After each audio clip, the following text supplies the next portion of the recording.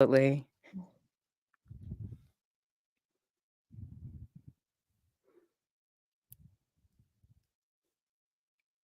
Hello and welcome. I have the honor and pleasure of speaking with Carine Carmy, the CEO and co-founder of Origin.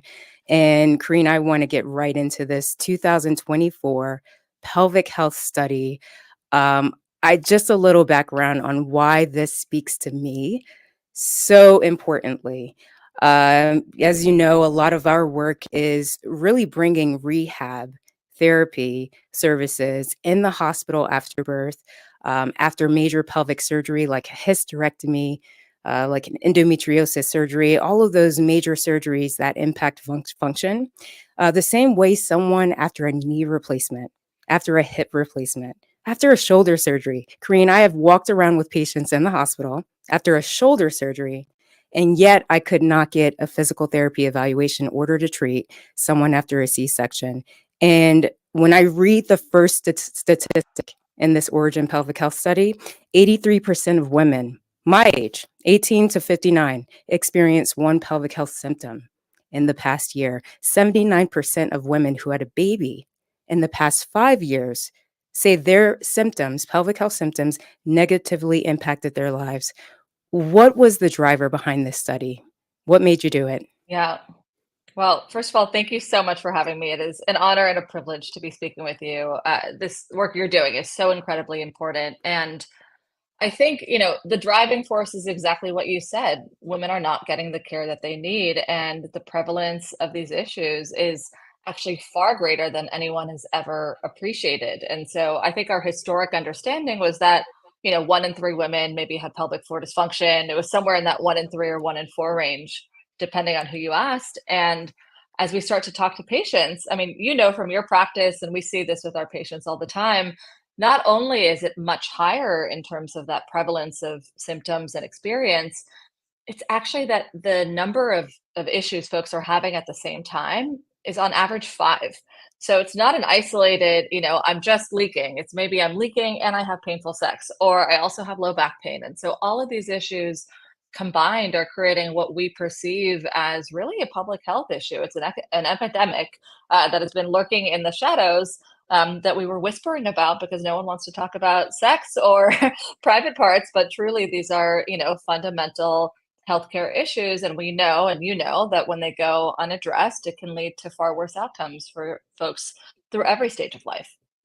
That title caught my attention. An epidemic, a pelvic health epidemic that's on the majority that's affecting millennial women. Why our age group? Why so much?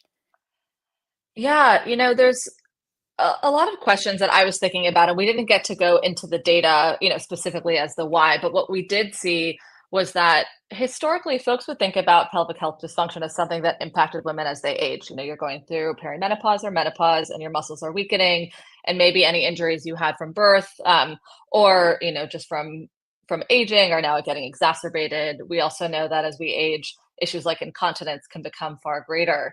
I don't know that the data is showing that it is worse today for millennial women than it ever was for this population or age. It's this that we're talking about it. And you've seen this on social media. You've seen this, in the press. People are starting to have real talk. And I think this is now just becoming something we're able to get out of the shadows, where folks are saying, not only is this a real healthcare issue, I'm not getting enough support from the medical community. And I think that was one of the most, not necessarily surprising, but just kind of that deep breath, depressing moments when you see that 1 in 4 women postpartum are not feeling like they're getting any support for their physical recovery.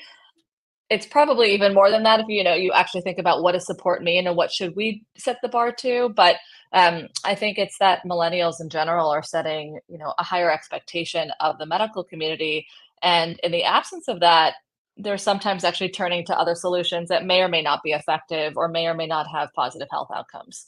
You're absolutely right, and that was their physical recovery.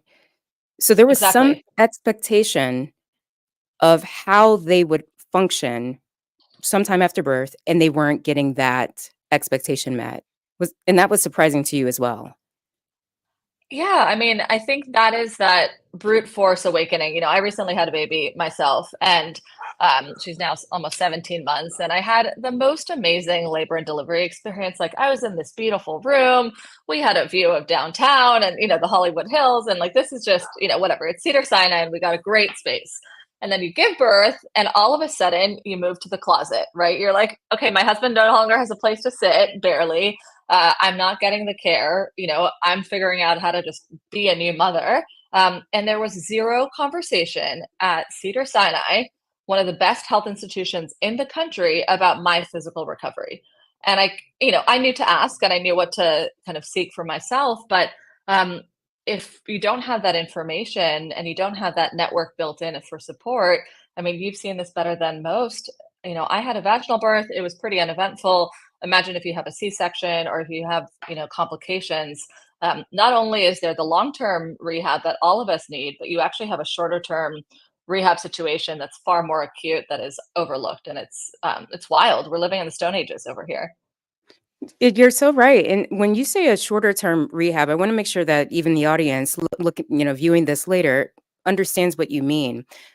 What do you mean? Because I'm thinking more of after a Yeah, vaginal delivery, they're home within the first 24 hours. After a C-section, a little bit exactly. longer. Potentially if there were some complications, they may be in the hospital a little bit longer. But most women have told me no one went over what I should be doing before I went home. No one asked me how much Exactly. help did I have. No one asked me if I had stairs to go up and down. And so when I think about the length of hospital stay, it really doesn't matter, even if you do have the privilege of being in the hospital a little bit longer, if no one's actually asking you things that can connect you back to what you're going to be doing at home, right? Exactly. That's exactly what I mean, and I think the longer term rehab plan is more, how do I get back to exercise and function and kind of that 6-week plus moment that is also a massive gap, and I think can be really deeply related to mental health outcomes too, if you wanna think about how can I get to function and these things that make me feel good and like myself. But then to your point, there's that immediate window where you're like, okay, wait, I have scar pain and I'm healing. And what does this actually mean? And how am I supposed to carry my child, but also deal with this pressure that I'm feeling? And when is it okay to start moving properly? I had a lot of questions even for myself. And that's why I started using virtual care within the first few days after giving birth. Like, I wanted to move. I didn't want to move like a crazy amount, but I was just like, okay, I'm feeling, antsy in my seat. I want to just actually do some diaphragmatic breath. Is that safe? How do I know what the boundaries are, so that I'm not creating harm, but I can also trust my body? Karine, this is probably one of the most exciting um, new avenues for me is virtual physical therapy, virtual pelvic health care being offered within days of birth. Why this is probably so to me, I think that is obvious to those practicing in the field, is that therapist has the ability to spot concerns so much earlier than the provider waiting 6 weeks to see that Hmm. person. And those concerns that we've done and a lot of the studies that we've partnered on have seen that most complications that are affecting the maternal population are happening within the first 6 weeks. Over half of the deaths that are occurring in this country are occurring Yeah. before 6 weeks. And so virtual care, you actually had that for yourself. Can you share a little bit Hmm. about what made you go that route rather than going into the clinic after you had given birth? Yeah. Well, I think one, we typically are not seeing patients in person prior to that 6-week mark because you want to get cleared. And we will do sometimes that work, but typically there's not even necessarily an option to come in person in those early days. And you're figuring out, like, how do I wake up in the morning? Getting anywhere in that first 6 weeks is always a challenge. And so I think there is a both safety and convenience that can happen in the comfort of your home, the intimacy to know that it's okay if you have your child on you for a period of time, and that you can talk about these issues in a really safe and private space is really critical. So there's just the modality, the kind of structure of virtual really lends itself well for that immediate postpartum period. And I think what's so powerful is that there's this opportunity for screening for kind of red alarm issues that you're not going to get because you don't have that OB call and there's no one coming to knock on your door and check in because we're way behind other countries. But in addition to that, at least for me, my driving factor was actually more mental health. I had a lot of anxiety postpartum around how to recover, around do I have prolapse or not? I probably knew too much. And so I also, clinically had postpartum anxiety. And so actually just being able to talk to a clinician who I knew was an expert in what was going on, even if they couldn't give me a full answer, just this idea that there was a partner who was looking out for me felt so relieving.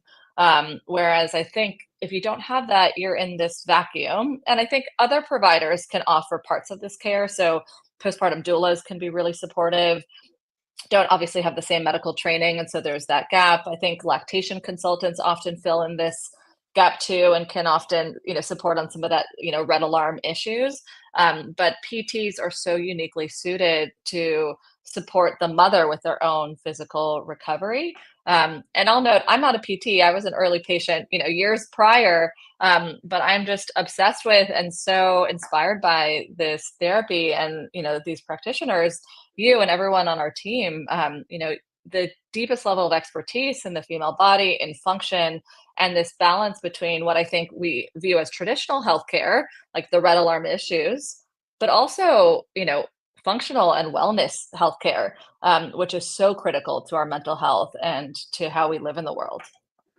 I love that you said, this about mental health. May we celebrate it as Maternal Mental Health Yeah. Awareness Month.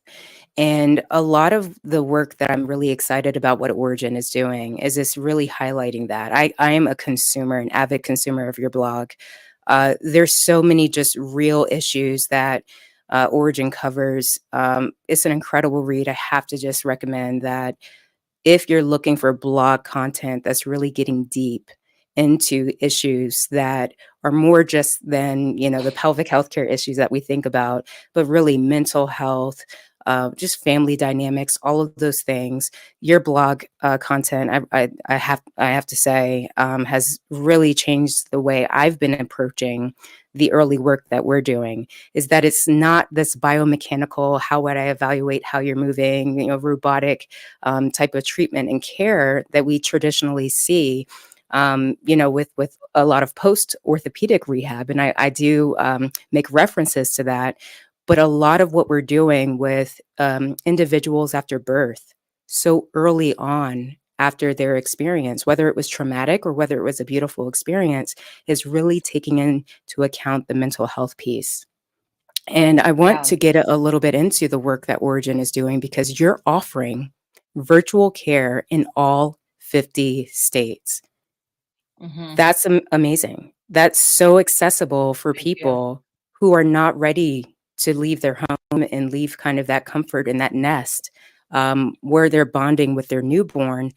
How did that come about? How did that come about that that was going to be one of the driving services that you were going to make sure Origin was offering? Yeah. Well, first of all, thank you for the kind words on the blog. And I take no credit. We have an amazing team led by Nikki Zeman, and she's really bringing, and I think this is the virtual perspective too. How do we bring much more real talk, and destigmatize the shame that exists around these issues and look at it from that holistic lens? Because we're not body parts, we're people. And our minds are our brain and our bodies functioning together. And so we have to look at it that way. And we know that will improve outcomes. Um, Virtual was so interesting because we had always had a vision for virtual care and more digital interventions when we started the company. But in the early days, as you know, there was no reimbursement for virtual physical therapy from insurance companies. And there was really no model of care, back in 2018, 2019. But then the pandemic happened. And the silver lining for us, at least, was we had to get virtual care up and running very, very quickly. California had pretty extreme lockdown measures in those early days. And so we were closing our four walls and wanted to make sure we could preserve care for our patients and, preserve the work for our team. And so we got virtual care up and running, and Liz Miracle, who leads our quality education, helped build some protocols and training to say, okay, this is what we're doing and this is how we're going to do it. And let's figure it out all together. And I remember some of the PTs who were very kind of, I'd say, not into it or didn't believe in that modality in the early days are now some of the biggest advocates we have for virtual care. And I think for pelvic floor and especially perinatal postpartum care, virtual is such a great modality because one of the number one interventions you have as a PT is education. You're helping folks understand their body, therapeutic exercise as well, in those early days is, really critical. And so you don't need to be in person every week. And it could be both virtual only or in a hybrid model where you come in the clinic, make sure you have a clear diagnosis if that's a question, and then go back to virtual care. And so in 2020, we launched a pilot just to keep our doors open and really started refining the model. And we expanded to California, New York, and Texas in those early days. And then in 2023, we launched virtual care nationwide. And this was more of an operational challenge than anything else. I was out on mat leave, so I take, again, no credit for what the team had to do here. It was really complex, both from a licensure standpoint and working with all the PT boards in various states, working with different insurance companies and building out this regulatory framework so that our clinical team would be protected and there's compliance in place. And I think to this day, we're still the only nationwide network for virtual physical therapy for women. There are others who are offering, I'd say pelvic floor coaching. And I think that's also a great way to provide support for patients. And it's part of the care continuum, but really doesn't replace the need for one-on-one clinical care. No, no, and I think honestly, like we started out this conversation, protecting that gap period. It to me, it is Yeah. the leading solution in protecting that gap period and making sure individuals are not falling off. We know the follow-up rates of OBGYN visits at 6 weeks. We know the Hmm. drop-off rates. Your study revealed that 92% of women are not being seen by a pelvic physical therapist after birth. I mean, that's Yeah. the Origin 2024 study, to me, has given me so much now to kind of build on in terms of why we're pushing that individuals have greater access to pelvic health therapy through either virtual Yeah. care services, through hospital-based services, home-based services, whatever those early services are, that's really protecting the gap period and making sure we're not losing those individuals. I want to kind of bring this full circle, Carine. You got me so curious. You're not a pelvic health provider. You're not a physical therapist, but you were instrumental in founding. You're the founder of Origin, a pelvic physical therapy company.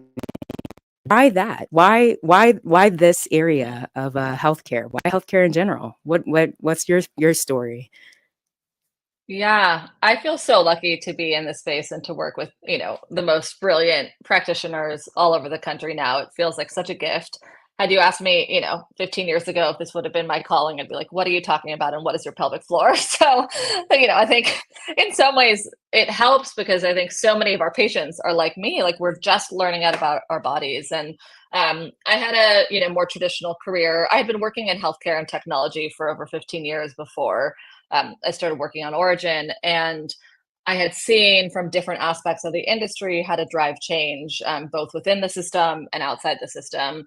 And I had different degrees of being jaded by healthcare too over the years, where I'm like, okay, there's so much possibility. Oh, the system is so slow and broken and expensive. And I took time off. The last company I helped build, which was a digital health company, and did that thing a lot of people do in their early 30s and like blow up their life and try to put it back together. And in that time, I finally was dealing with some really deep healthcare issues. I have IBD, so ulcerative colitis, and was finally getting some more holistic care for that. And I had had a history of painful sex that I was never able to resolve when I was living in New York a decade prior.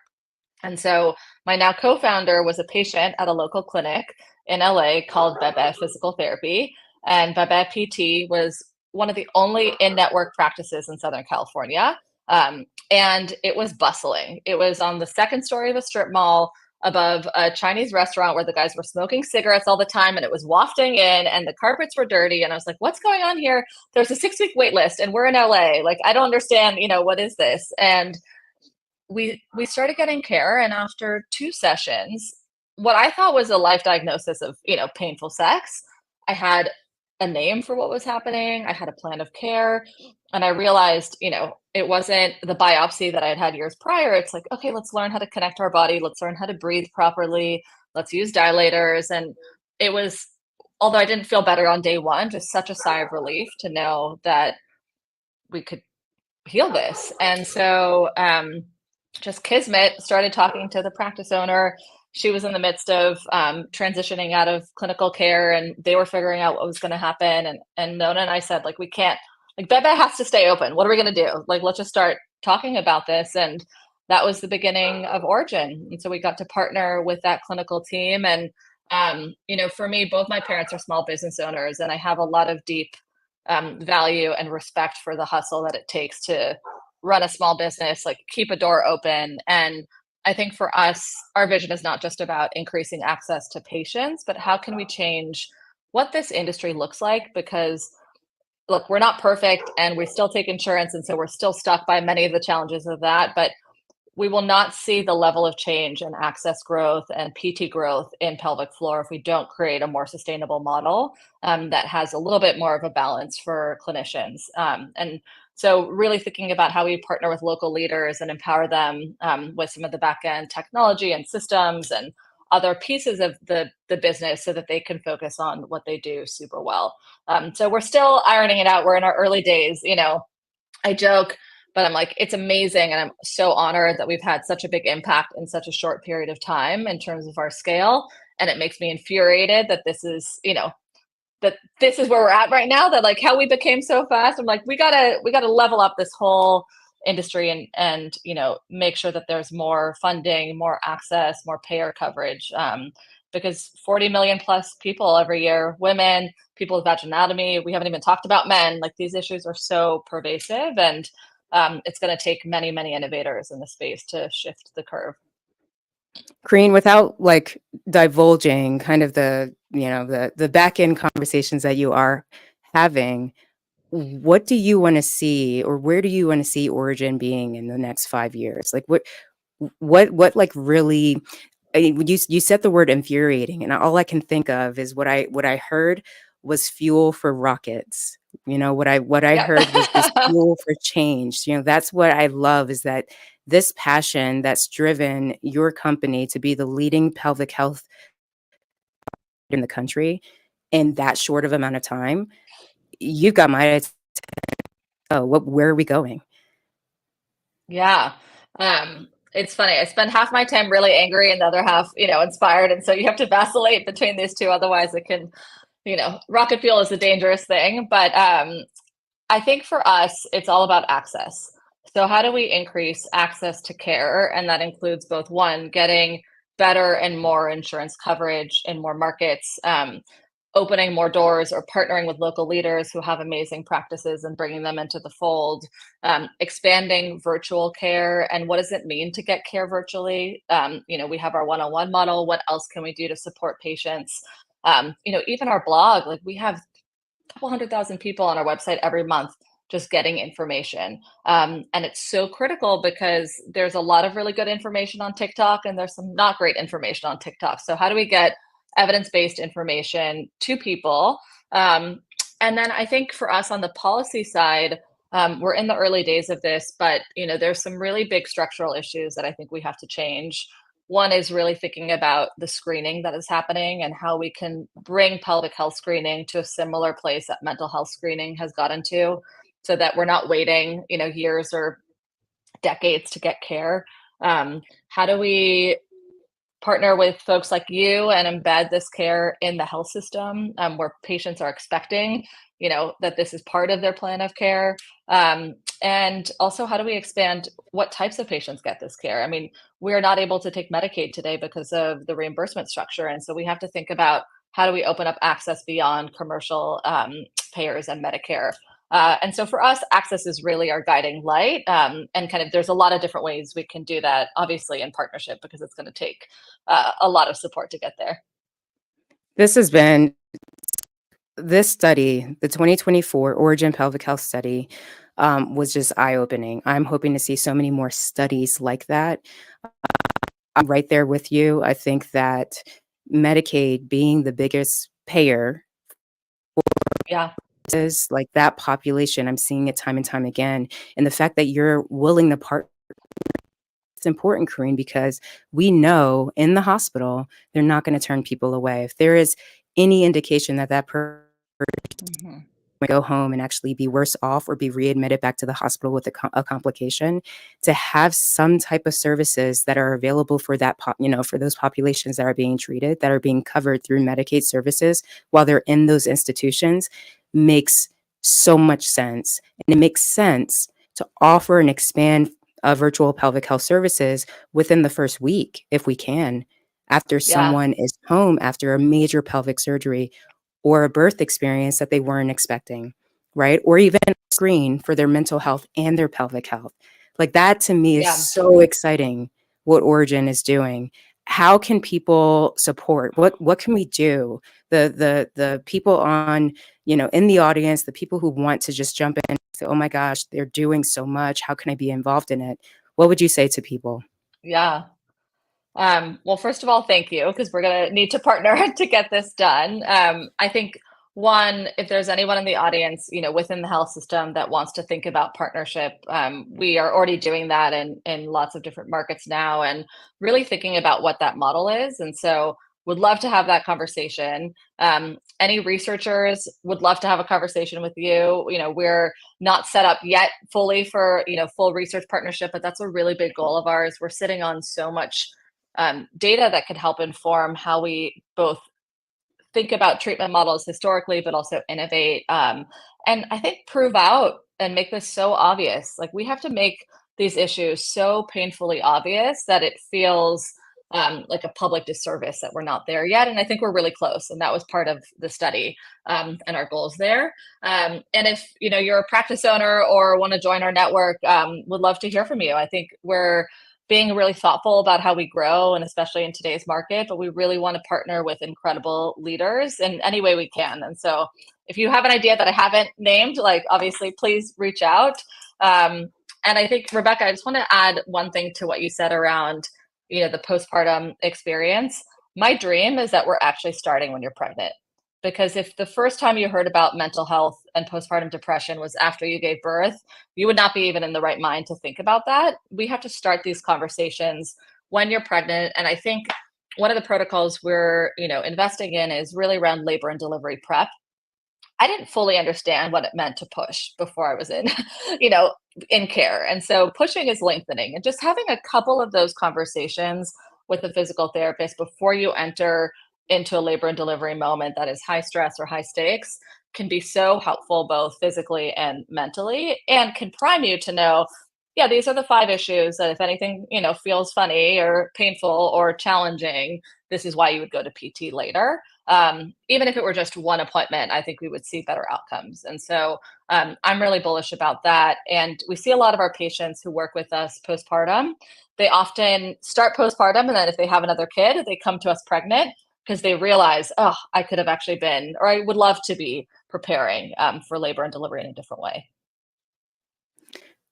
Carine Carmy, CEO, co-founder of Origin Pelvic Physical Therapy for all bodies, leading the way really in not just pregnancy, postpartum care, all pelvic health conditions. I completely agree. This is probably one of the companies on the kind of the roster that I'm holding very high, that I'm following very closely. I believe they're a leader in this space. I believe that the work that Origin is doing is actually making it so accessible and so easy for people to get answers before they're in that situation. If you're pregnant, if you're prepping for a major surgery, you have resources through Origin. You have virtual pelvic therapists that you can be asking questions about to prepare your body and to really, really jumpstart your early recovery and function. This has been wonderful. Carine, thank you so much for your time today. Thank you And so for the much for having me. It's an honor. 2024 Pelvic Health Study that Origin has published and partnered with Ipsos on. Thank you for that. Thank you so much, Rebecca. It's really an honor, and I look forward to many more conversations with you and others in our field. Thank you.